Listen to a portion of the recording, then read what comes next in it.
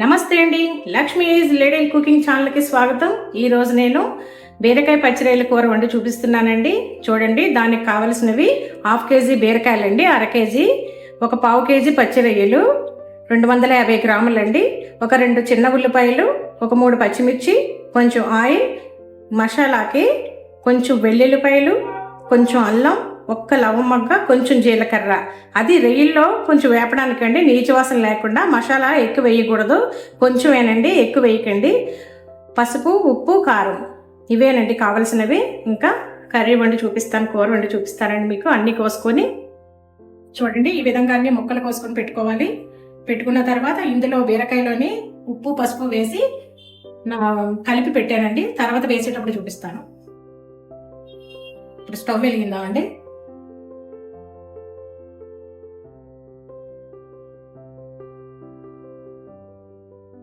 Oil వేసుకుందాం.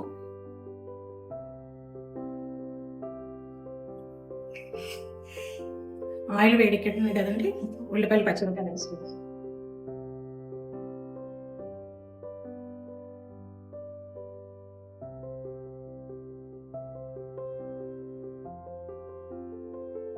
Golden brown shade వచ్చినాక వేపుకోవాలండి ఉల్లిపాయలు.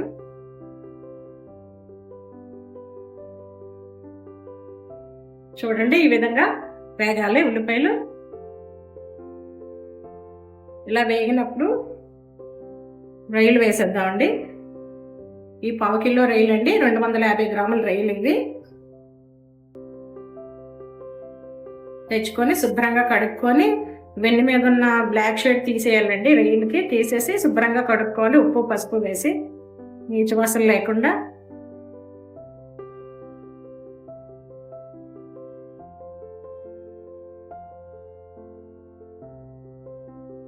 రొయ్యలు ఈ విధంగా ఉడికేటప్పుడు అండి, ఇందాక చూపించాను కదా మీకు, కొంచెం జీలకర్ర, కొంచెం అల్లం, కొంచెం వెల్లుల్లిపాయ, ఒక్క లవంగండి.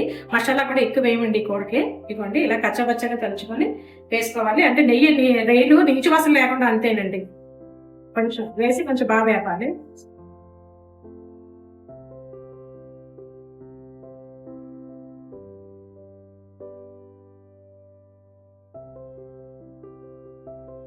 చూడండి, రొయ్యలు బాగా వేగినాయి, నూనె పైకి తేలుతుంది కదా. ఇప్పుడు దీంట్లోకి ఇది ఉప్పు, పసుపు వేసండి నానబెట్టాను బీరకాయలు. ఇప్పుడు కొంచెం మెత్తగా ఇలాగా ఇందులో పిండేసి వేసేద్దాం.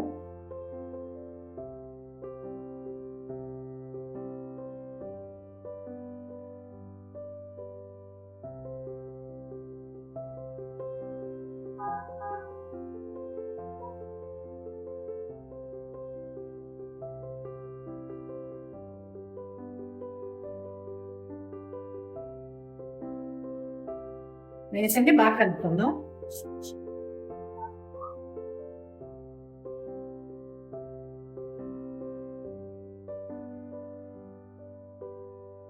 మూత పెట్టండి, మగ్గ పెడదాం. సరుకు బాగా మగ్గాలండి. చూడండి, ఈ విధంగా మగ్గాలి. బాగా మగ్గిందండి. ఇప్పుడు ఇందులో ఉప్పు, కారాలు అవి వేద్దాం. ఇలా బీరకాయ అండి బాగా మగ్గిపోవాలండి, నూనె తెలియదాకా మగ్గ పెట్టాలండి. అప్పుడే కూర టేస్ట్గా ఉంటుంది. మనం కొంచెం వేపిన తర్వాత వేసామనుకోండి, కూర టేస్ట్ ఉండదు అసలు. నీరు బాగా ఇంకిపోవాలండి. నీరంతా బాగా ఇంకిపోయి ఇలా నూనె బయటికి తేలాలి. అప్పుడు ఉప్పు, కారాలు వేద్దామండి. ఇంకా 1 నిమిషం మగ్గ పెడదాం. ఇంకా కొంచెం మగ్గాలండి, వాటర్ ఉంది. చూడండి, బాగా మగ్గిందండి, నూనె బయటికి తేలుతుంది కదా బాగా. ఇప్పుడు ఇందులో ఇందాక బీరకాయలోని ఉప్పు, పసుపు వేసాం కదండి, అందువల్ల కొంచెమే పడతాయి ఉప్పు, కారాలు. చూసుకొని వేసుకోవాలండి. నేను ఎక్కువ వేయటం లేదు, కొంచెం పసుపు వేస్తున్నాను.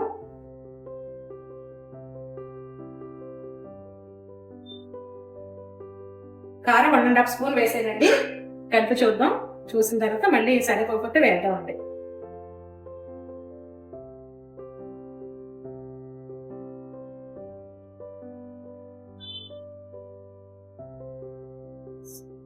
సరిపోయిందండి, కారం కరెక్ట్గా సరిపోయింది. ఇంకా అవసరం లేదండి, కరెక్ట్గా సరిపోయింది. ఇప్పుడు కొంచెంసేపు మగ్గ పెడతామండి, మూత పెట్టి. చూడండి ఏ విధంగా ఉడికిందో చూద్దాం. చూడండి బాగా ఉడికింది కదా. ఇప్పుడు కొంచెం వాటర్ పోసుకోవాలండి, ఎక్కువ వద్దు. ఇది కూర బాగా మగ్గబెడితేనే టేస్ట్గా ఉంటుందండి. వాటర్ వేసి ఎక్కువ ఉడకబెట్టకూడదు. కొంచెం వాటర్ అండి అంతే, ఎక్కువ వద్దు. ఇదిగోండి ఒక పావు గ్లాస్ వాటర్ వేసాను అంతే.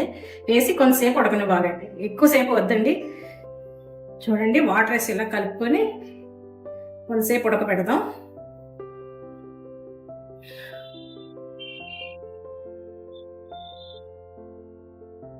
చూడండి ఈ విధంగా ఉడకాలి. సాల్ట్ సరిపోలేదండి, కొంచెం వేస్తున్నాను. కొంచెం ఇంత బీరకాయలో వేసాను కదా, అందుకని వేయలేదు. రుచి చూసి వేస్తున్నాను. సరిపోతుంది ఇప్పుడు.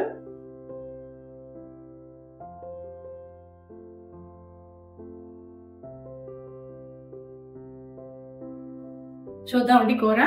అదండి ఆయిల్ చూడండి పైకి అయిపోయింది. ఇంకా కూర అయిపోయిందండి, ఇంకా ఆఫ్ చేసేద్దాం. కలిపేసి కొంచెం అయిపోయిందండి కూర. ఇంకా నేను 1/2 కేజీ బీరకాయలతో చేశానండి, 500 గ్రామ్స్, 1/2 కిలో రొయ్యలండి. ఇంకంతే అండి, చాలు. ఇంకా స్టవ్ ఆఫ్ చేసేస్తానండి. ఇంకా చూడండి బీరకాయ పచ్చిరొయ్యల కూర రెడీ అయిపోయిందండి. చాలా టేస్ట్గా వచ్చిందండి కూర. చాలా అంటే చాలా టేస్ట్గా ఉంది.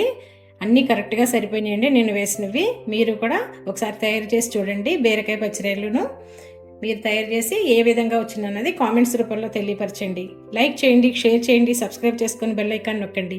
థ్యాంక్ యూ అండి.